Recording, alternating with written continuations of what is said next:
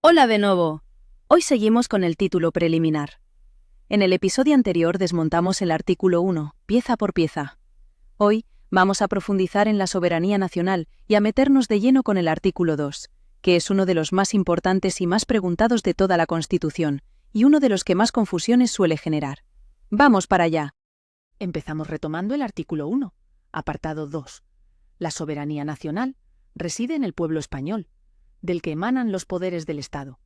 En el episodio anterior ya vimos la diferencia entre soberanía nacional y soberanía popular. Hoy quiero ir un paso más allá, porque hay un aspecto de este apartado que sale mucho en exámenes de nivel superior y que conviene tener claro. La soberanía nacional reside en el pueblo español. Esto significa que ningún órgano del Estado tiene soberanía propia. Ni las Cortes, ni el Gobierno, ni el Rey, ni siquiera el Tribunal Constitucional. Todos ellos ejercen poderes que les han sido conferidos por el pueblo a través de la Constitución. Es lo que se llama el poder constituyente. El pueblo español, como soberano, ejerció ese poder constituyente cuando aprobó la Constitución en referéndum, el 6 de diciembre de 1978. A partir de ese momento, todos los poderes del Estado son poderes constituidos, creados por la Constitución. Dato que gusta mucho a los examinadores, la Constitución fue aprobada en referéndum con un 87,78% de votos a favor. Participó el 67,11% del censo electoral, y no fue un texto impuesto, fue ratificado por el pueblo. Y ese acto de ratificación popular es la expresión concreta de que la soberanía reside en el pueblo. El pueblo creó la Constitución y la Constitución creó los poderes del Estado. Implicación práctica para un examen. Si te preguntan dónde reside la soberanía, según la Constitución, la respuesta siempre es en el pueblo español. No en las Cortes Generales, aunque las Cortes representen al pueblo, ni tampoco en el Rey, aunque el Rey sea el jefe del Estado. Las Cortes son depositarias de la soberanía popular en un sentido representativo, pero la soberanía misma, el poder supremo, es del pueblo. Hay otra dimensión muy importante. La frase dice, del que emanan los poderes del Estado. Poderes en plural, no el poder, los tres poderes clásicos, legislativo, ejecutivo, judicial, los tres emanan del pueblo. Esto descarta cualquier modelo donde uno de los poderes sea superior a los demás por derecho propio. El poder judicial no es superior al legislativo, el ejecutivo no es superior al judicial. Todos provienen de la misma fuente y están sometidos a la misma Constitución. Es el principio de separación de poderes combinado con la soberanía popular. Los tres poderes son iguales en dignidad porque todos vienen del mismo sitio, el pueblo. Y todos están limitados por la Constitución, que es la norma que el pueblo se dio a sí mismo. Nadie puede saltársela, ni siquiera las Cortes, que son las que hacen las leyes. Si una ley contradice la Constitución, el Tribunal Constitucional puede declararla inconstitucional. Eso es el Estado de Derecho del que hablamos en el episodio anterior. Ahora creo que todo empieza a encajar. Artículo 2. Atento, porque es una sola frase, pero probablemente la frase más cargada política y jurídicamente de toda la Constitución. La Constitución se fundamenta en la indisoluble unidad de la nación española, patria común e indivisible de todos los españoles, y reconoce y garantiza el derecho a la autonomía de las nacionalidades y regiones que la integran, y la solidaridad entre todas ellas.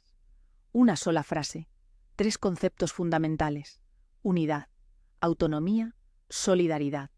Recuerda nuestra regla, UAS, unidad, autonomía, solidaridad, como las siglas de una aerolínea americana. Vamos concepto por concepto, en profundidad.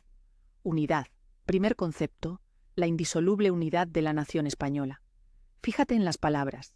No dice unidad a secas, dice indisoluble unidad, y luego añade patria común e indivisible de todos los españoles. Tres adjetivos que refuerzan la misma idea: indisoluble, común, indivisible. Los constituyentes no quisieron dejar ninguna duda. España es una y no se puede romper. Ojo al verbo. La Constitución se fundamenta en. No dice la Constitución reconoce ni la Constitución proclama. Se fundamenta. Es el cimiento. Sin la unidad de la nación, la propia Constitución no tiene sentido. Esto tiene una consecuencia jurídica muy importante. No existe en la Constitución ningún mecanismo para la secesión de una parte del territorio. No hay un artículo que diga, si una comunidad autónoma quiere independizarse, puede seguir este procedimiento. Ese procedimiento no existe. Y no es que se olvidaran de incluirlo, es que la unidad de la nación es un presupuesto previo, un fundamento sobre el que se construye todo lo demás. Dato histórico. La redacción del artículo 2 fue una de las más conflictivas de todo el proceso constituyente. Había posiciones muy encontradas. Los sectores más conservadores querían una redacción que no mencionara las nacionalidades. Los sectores nacionalistas periféricos querían un reconocimiento explícito del derecho de autodeterminación. Al final, la fórmula de consenso incluyó la palabra nacionalidades, junto a regiones, pero siempre dentro del marco de la indisoluble unidad. Fue un equilibrio delicadísimo. De hecho, el militar Alfonso Armada contó años después que la inclusión de la palabra nacionalidades estuvo a punto de provocar una crisis con el estamento militar, pero los ponentes defendieron que nacionalidades no significa naciones y que no implicaba derecho a la independencia. Y eso nos lleva a una de las preguntas trampa más clásicas. ¿La Constitución reconoce el derecho a la autodeterminación de las nacionalidades y regiones? Falso. Reconoce el derecho a la autonomía, no a la autodeterminación. Autonomía y autodeterminación son cosas totalmente distintas. Autonomía es la gestión de tus propios asuntos dentro de un marco común. Autodeterminación es decidir si quieres seguir formando parte de ese marco. La Constitución reconoce lo primero y excluye lo segundo. Autonomía. Segundo concepto. El derecho a la autonomía de las nacionalidades y regiones, ya que hay varios matices que peinar. Primero, la Constitución distingue entre nacionalidades y regiones. Es la única vez que usa la palabra nacionalidades en todo el texto. ¿Y por qué la distinción? En el contexto histórico de 1978, nacionalidades se refería a los territorios con una identidad cultural y lingüística diferenciada y con tradición histórica de autogobierno. Básicamente, Cataluña, País Vasco y Galicia, que ya habían tenido estatutos de autonomía durante la Segunda República. Regiones se refiere al resto de territorios, pero ojo, la Constitución no dice cuáles son las nacionalidades y cuáles son regiones. No hay una lista. Eso quedó para los estatutos de autonomía de cada territorio. Dato curioso, Andalucía, que no tenía estatuto en la República, se autoproclamó nacionalidad histórica, en el Estatuto de 2007, y la Comunidad Valenciana también se define como nacionalidad histórica. La Constitución no lo impide, porque no define este término. Una trampa de examen, según la Constitución, las nacionalidades son Cataluña, País Vasco y Galicia. No, la Constitución no enumera cuáles son las nacionalidades y cuáles son las regiones. Lo que sí dice es que tanto las nacionalidades como las regiones tienen derecho a la autonomía. No hay un derecho de autonomía de primera para las nacionalidades y otro de segunda para las regiones, aunque en la práctica las nacionalidades históricas accedieron a la autonomía por la vía rápida del artículo 151 y la mayoría de las regiones por la vía lenta del 143, pero eso es una historia que veremos más adelante en el título octavo. Segundo matiz. La autonomía no es soberanía. Esto es fundamental. La autonomía significa capacidad de autogobierno dentro del marco constitucional. Las comunidades autónomas pueden tener parlamento propio, gobierno propio, competencias propias, pero todo dentro de la Constitución y del Estatuto de Autonomía, que es aprobado por las Cortes Generales como ley orgánica. Piénsalo de esta forma. Tienes autonomía para decorar tu habitación. Puedes pintar las paredes, elegir los muebles, poner un par de pósters, pero la casa sigue siendo de tus padres. No puedes derribar un tabique, una pared. No puedes independizar tu habitación del resto de la casa. Las comunidades autónomas decoran su habitación con sus competencias, pero la casa sigue siendo España, y la Constitución con su artículo 2 es la escritura de propiedad de esa casa, es de todos nosotros. Tercer matiz. El artículo dice que la Constitución reconoce y garantiza el derecho a la autonomía. Dos verbos distintos. Reconoce la autonomía no es un regalo del Estado central, es un derecho preexistente que la Constitución simplemente constata. Los territorios tienen derecho a autogobernarse por el hecho de ser lo que son y garantiza. El Estado se compromete a proteger ese derecho. No puede suprimirlo unilateralmente. Si mañana las Cortes quisieran eliminar todas las comunidades autónomas, tendrían que reformar la Constitución. No podrían hacerlo con una ley ordinaria. Reformar la Constitución, en algo tan fundamental, ya sabemos que requeriría el procedimiento agravado del artículo 168, que es prácticamente imposible de cumplir. Así que la autonomía está muy bien blindada.